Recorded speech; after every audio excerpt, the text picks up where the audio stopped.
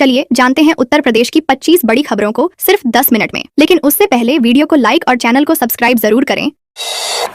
सीतापुर में अवैध खाद परिवहन पर बड़ी कार्रवाई। सीतापुर के लहरपुर कोतवाली क्षेत्र में अवैध रूप से खाद के परिवहन का मामला सामने आने के बाद कृषि विभाग ने सख्त कार्रवाई की है। रविवार शाम नियमित चेकिंग के दौरान पुलिस ने खाद से लदी एक पिकअप को रोका, जिसमें करीब 75 बोरी खाद भरी हुई थी। चालक खाद से जुड़े वैध दस्तावेज नहीं दिखा सका। इसके बाद वाहन को कोतवाली परिसर में खड़ा कर कृषि विभाग को सूचना दी गई। जाँच में अनियमितता मिलने पर संबंधित खाद भंडार का लाइसेंस निलंबित कर दिया गया है, जबकि फर्म संचालक के खिलाफ मुकदमा भी दर्ज कराया गया है। बदायूं में कमरे में कोयला जलाकर सोए 3 की मौत। बदायूं के उझानी थाना क्षेत्र के गांव कुड़ा नरसिंहपुर स्थित मैथा फैक्ट्री में दर्दनाक हादसा सामने आया है। फैक्ट्री के एक कमरे में 3 सिक्योरिटी गार्ड के शव मिले हैं। ठंड से बचने के लिए तीनों ने कमरे में अंगीठी जलाकर दरवाजा बंद कर लिया था। शुरुआती जांच में दम घुटने से मौत की पुष्टि हुई है। शवों पर किसी तरह के चोट के निशान नहीं मिले हैं। घटना के बाद परिजनों ने हत्या का आरोप लगाते हुए सड़क जाम कर दिया। मृतकों की पहचान जोगेंद्र, भानु और विवेक यादव के रूप में हुई है। पुलिस जांच में जुटी है। जैकेट की जेब में कोबरा लेकर डॉक्टर के पास पहुंचा। मथुरा में एक हैरान कर देने वाली घटना सामने आई है, जहां कोबरा के काटने के बाद एक युवक सांप को जैकेट की जेब में डालकर जिला अस्पताल पहुंच गया। युवक दीपक इमरजेंसी वार्ड में जाकर डॉक्टर के सामने कोबरा निकालकर बोला, डॉक्टर साहब, इसी ने काटा है। सांप देखकर अस्पताल में अफरा तफरी मच गई। मरीज, तीमारदार और स्टाफ घबरा गए। सूचना पर पहुंची पुलिस ने सांप को सुरक्षित डिब्बे में बंद कराया। डॉक्टरों के मुताबिक युवक का इलाज जारी है और उसकी हालत फिलहाल स्थिर बताई जा रही है। राम मंदिर में नमाज पढ़ने वाले के परिजन अयोध्या पहुंचे। राम मंदिर में नमाज पढ़ने की कोशिश करने वाले अहद शेख के परिजन सोमवार देर रात अयोध्या पहुंचे। वे पुलिस के साथ मेडिकल कॉलेज पहुंचे और अहद से मुलाकात की। मेडिकल जांच में अहद की मानसिक स्थिति ठीक नहीं पाई गई थी, जिसके बाद उसे इलाज के लिए भर्ती कराया गया। पुलिस के अनुसार आवश्यक कानूनी और प्रशासनिक प्रक्रिया पूरी करने के बाद परिजन उसे अपने साथ घर ले जाएंगे। हालांकि केंद्रीय खुफिया और सुरक्षा एजेंसियां अब भी उसकी गतिविधियों और संपर्कों की गहन जाँच कर रही है, ताकि किसी भी संभावित खतरे को रोका जा सके। एमजी रोड पर चलते चलते कार में लगी आग। आगरा के एमजी रोड स्थित साईं की तकिया चौराहे पर सोमवार रात उस वक्त हड़कंप मच गया जब चलती कार में अचानक आग लग गई। चालक ने सूझबूझ दिखाते हुए समय रहते कार से कूदकर जान के जान बचाई। सूचना पर पहुंची फायर ब्रिगेड ने कड़ी मशक्कत के बाद आग पर काबू पाया। बताया जा रहा है कि कार के इंजन से धुआं उठने के बाद आग भड़की। चालक संदीप कुमार ड्यूटी खत्म कर घर लौट रहे थे। गनीमत रही कि हादसे में कोई जनहानि नहीं हुई, लेकिन कार पूरी तरह जलकर खाक हो गई। NH 730S निर्माण में पाइपलाइन क्षतिग्रस्त। महाराजगंज में NH 730S के चौड़ीकरण कार्य के दौरान नगर पालिका की मुख्य पेयजल पाइपलाइन क्षतिग्रस्त हो गई। इसके चलते आजाद नगर और मूपाकड़ इलाकों में दूसरे दिन भी जलापूर्ति बाधित रही। खुदाई के दौरान पाइपलाइन टूटने से स्थानीय लोगों को भारी परेशानी का सामना करना पड़ रहा है। सूचना मिलते ही नगर पालिका और संबंधित विभाग की टीम ने मरम्मत कार्य शुरू कराया, लेकिन तकनीकी कारणों से काम में देरी हो रही है। अधिकारियों का कहना है कि जल्द ही मरम्मत पूरी कर जलापूर्ति बहाल की जाएगी। रायबरेली में 15 करोड़ की साइबर ठगी का खुलासा। रायबरेली में साइबर ठगी का बड़ा नेटवर्क सामने आया है। पुलिस जांच में 9 बैंक खातों से करीब 15 करोड़ रुपए की साइबर ठगी का खुलासा हुआ है। इस मामले में देश भर में 135 मुकदमे दर्ज हैं। साइबर ठगी का मास्टरमाइंड मिर्चा कारोबारी शादाब बताया जा रहा है, जिसने अपने गिरोह के नाम पर करंट अकाउंट खुलवाए थे। जांच में सामने आया कि 2021 से अब तक लगभग 50 करोड़ रुपए का लेन देन हुआ है। पुलिस ने 2 आरोपियों को गिरफ्तार किया है, जबकि मुख्य आरोपी फरार है।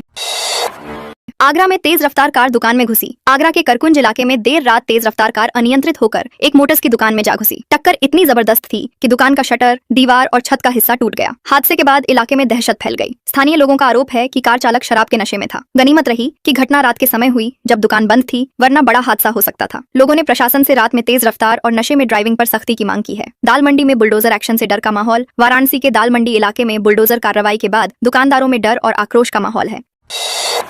चूड़ी की दुकान चलाने वाले national football player Rashid Anwar ने कहा कि उन्होंने यूपी टीम की कप्तानी की, लेकिन सरकारी नौकरी नहीं मिली। अब पुश्तैनी दुकान टूटने से परिवार सड़क पर आ जाएगा। 12 जनवरी को पहली बार बुलडोजर नई सड़क से दाल मंडी के अंदर पहुंचा और एक मकान गिराया गया। बुलडोजर को देखकर दुकानदारों में हड़कंप मच गया। कई लोगों ने दबी जुबान में विरोध किया, लेकिन खुलकर सामने आने की हिम्मत कोई नहीं जुटा सका।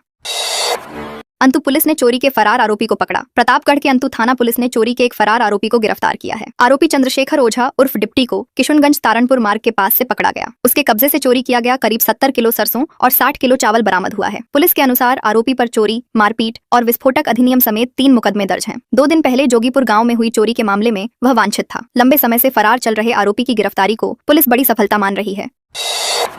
No helmet no highway entry अभियान। मुजफ्फरनगर में सड़क हादसों को रोकने के लिए पुलिस ने no helmet no highway entry अभियान शुरू किया है। सोमवार को एसपी सिटी सत्यनारायण प्रजापत ने दिल्ली देहरादून नेशनल हाईवे 58 पर खुद मोर्चा संभालते हुए दुपहिया वाहन चालकों को हेलमेट पहनने की शपथ दिलाई। इस दौरान हेलमेट न पहनने वाले 213 चालकों के चालान किए गए। अभियान का पहला चरण जागरूकता पर केंद्रित था, जबकि 12 जनवरी से दूसरा चरण सख्ती के साथ लागू किया गया है। पुलिस का कहना है कि हेलमेट अनिवार्य कर दुर्घटनाओं में कमी लाना उद्देश्य है। एक ही घर में रहते हैं। हिंदू मुस्लिम परिवार मतदाता सूची के विशेष गहन पुनरीक्षण अभियान के तहत जारी ड्राफ्ट सूची में कई चौंकाने वाली खामियां सामने आई हैं। कुछ पते ऐसे मिले हैं जहां 200 से अधिक मतदाताओं के नाम दर्ज हैं। हैरानी की बात यह है कि एक ही घर के पते पर हिंदू और मुस्लिम परिवारों के नाम भी दर्ज पाए गए हैं। माना जा रहा है कि ये गलतियां पुरानी सूची से चली आ रही हैं। जिला निर्वाचन अधिकारी दीपक मीणा ने बताया कि 6 फरवरी तक दावे और आपत्तियां ली जा रही हैं। इसके बाद आवश्यक संशोधन किया जाएगा।